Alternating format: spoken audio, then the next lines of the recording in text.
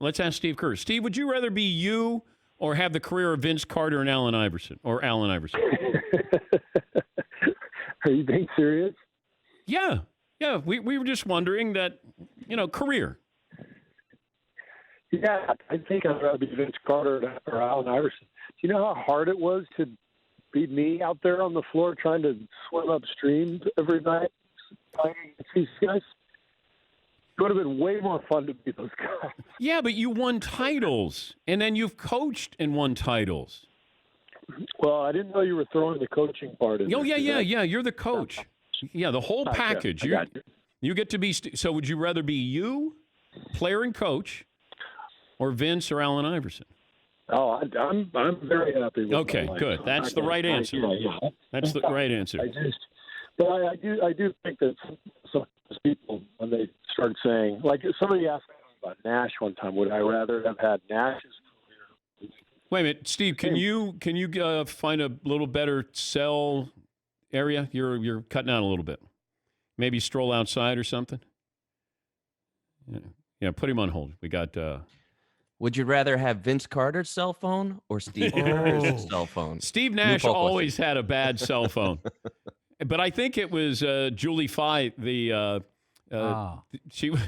yeah. I think Julie was their PR person, and Julie would always hand him the phone when he was done with practice or something, and it was always spotty. As bad as Kenny Rosenthal's? Kenny Rosenthal, notorious bad cell phone guy. Oh, yeah. Let me try. Steve, are you back? Yeah. Let me see. Where are you? Yeah, you're a little spotty.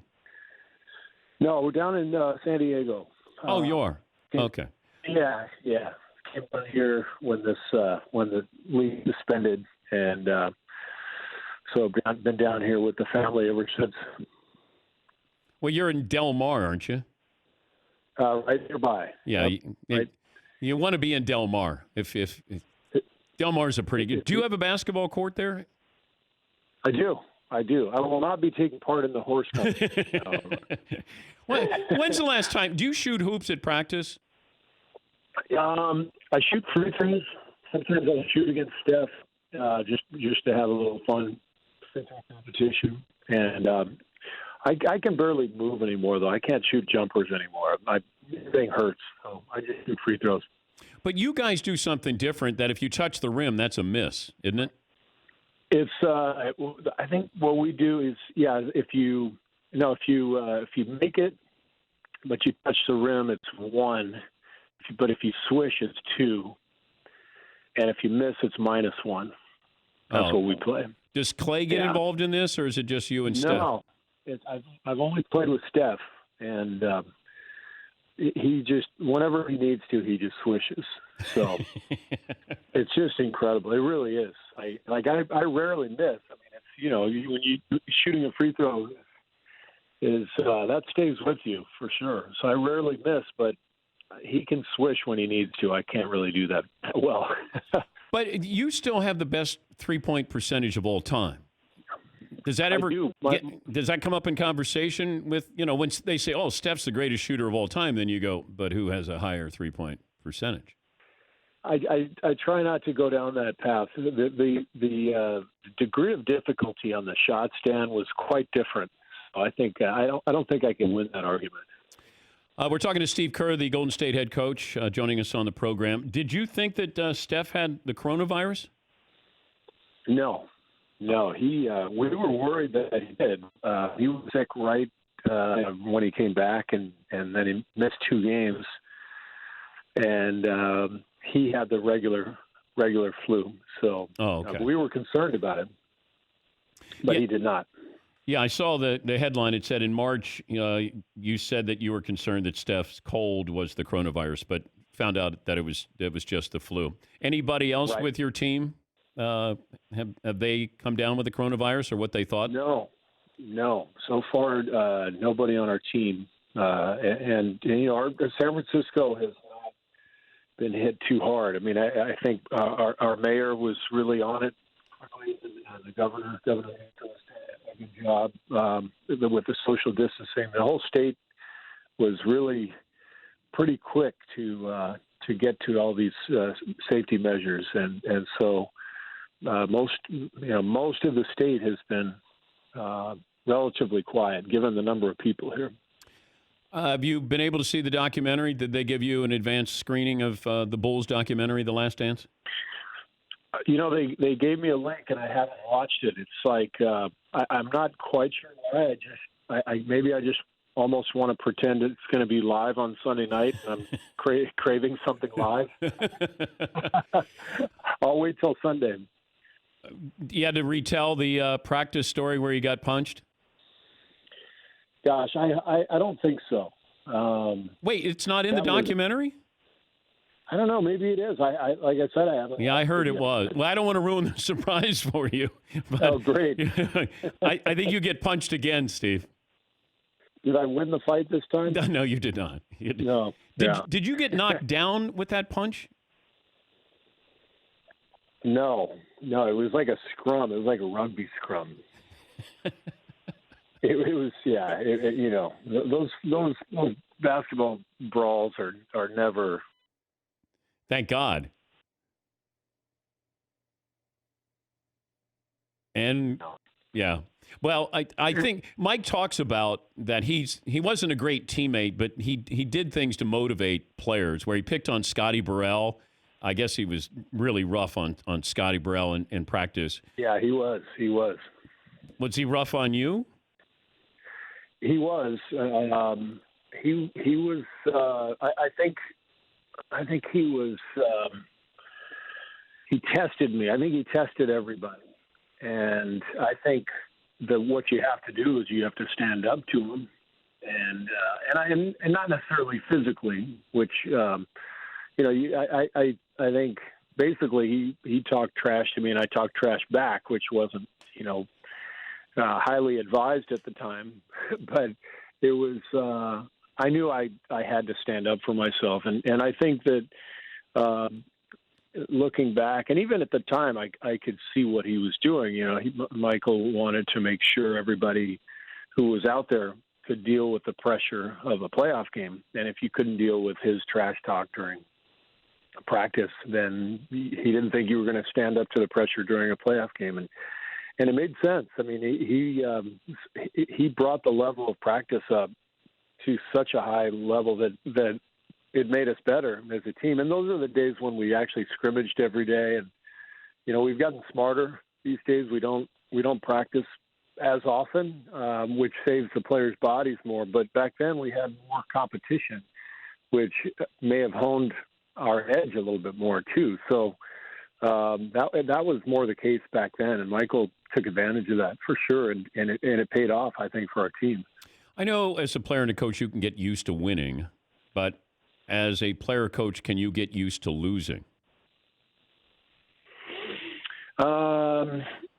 I think it's different as a player and a coach. And so for me this year, we had the worst record in the league, 15-50, when play stopped. The whole point of our team and our coaching staff was to try to maintain the energy and the drive and the work, and keep a positive energy in the building. Otherwise, you're walking in there just dreading it every day.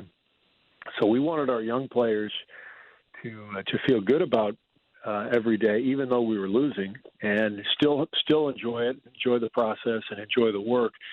So as a coach, you have to keep a much more positive spirit and a positive aura about you in a season like that, and because it's much more your responsibility to maintain the tone, and that's what I tried to do this year. I love the name of the podcast with you and Pete Carroll, Flying Coach. So Steve, so it's a podcast with Pete Carroll, and it premiered on Monday. So you talk about coaching and mentors and first jobs, and how did this come up that you two have you guys been friends for a long time? We've been friends for about 6 years. I got connected by a mutual friend and an agent. Mike Tannenbaum was my coaching agent 6 years ago when I decided to coach, and he was the GM of the Jets. Yeah. You might remember him from Hard Knocks, and so he became my agent through the agency that's represented me for my whole career, Priority Sports, he took over the coaching division. And he was perfect for the job because he knew so many coaches, and so he took me around and introduced me to a bunch of NFL coaches, and he asked me who I wanted to meet. And I told him I wanted to meet Pete Carroll because of Pete's teams and the way they played. And I had always admired just their style. And so I went to Seattle's camp, had never met Pete before, and he was so gracious. And I spent 3-4 days up there, and he was really, really generous with his advice. And so we became friendly, and we've stayed in touch ever since. Our team has visited his team. We were in Seattle a couple of years ago for an exhibition game. Our whole team went to the Seahawks facility and went through their practice with them. It was amazing. So when this started, this suspension of sports, we decided to get together and do something to try to raise money for COVID relief and food banks, and this was the idea we came up with. So we're having fun with it. We had one last week. We're doing another one this week, and we're going to try to keep it going, for as long as we can while this suspension is happening. Do you need any tips? I know you were a professional broadcaster, but I actually could use some tips. So do you have any thoughts? Okay, if you're going to have people on and you're going to interview them, yes. Questions, make them short, make them open-ended, get them talking. You want them telling stories. You're not the star with your question. You'll be the star with their answer. What if I want to be the star, Dan? Oh, okay.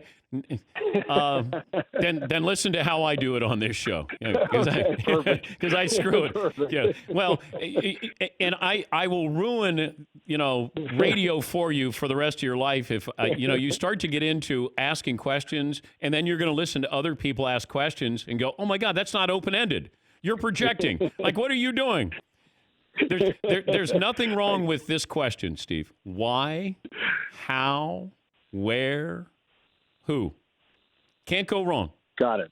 Can't go wrong. I wrote that down. Yes. All right. Perfect. All right. Good luck with that. It's called Flying Coach. Is there more information with this, with what you and Pete Kerr are doing? You're raising money for COVID-19 here, so. Yeah, so we're doing it through the Ringer and Spotify. Okay. Spotify donated $100,000 each to the Warriors Foundation and the Seahawks Foundation. So if you live in the Bay Area or Seattle and you want to make a donation, you can do it through those foundations, and everything's going to go to COVID relief. And then as we get going, we're going to sort of figure this out. We'll see. We'll see how much money it makes, how many people are listening, if we're going to get some ad revenue. But we're going to sort of figure it out on the fly. But we want to do something really fun and we entertain people while they're at home and hopefully raise some money along the way. So we'll see. We'll try to get it rolling. Would you rather be Michael Jordan or Phil Jackson?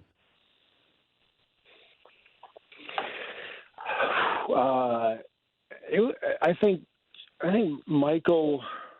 I think it'd be hard not to want to be Michael Jordan, just because what he felt every night on the floor during his career, and that's what I was talking about earlier when you asked me would I rather be Iverson or Vince Carter. I mean, to be so dominant, to dominate a game like that, must be so much fun. And I never felt that, and Phil Jackson never felt that.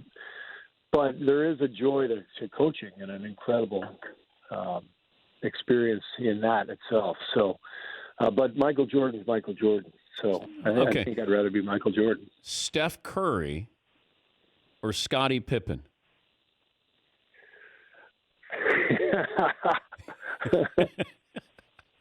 We're stretching things. I wouldn't mind being either one of them. The correct answer is Steph Curry. He's your player. Scottie will get over it. Yeah, that's true. I think he's doing all right. Hey, it's great to talk to you. And once again, it's Flying Coach. Love the name, with Steve Kerr and Pete Carroll. You can get it on Spotify and The Ringer. Steve, good to talk to you. Thank you. Yeah. All right. Thanks a lot, Dan.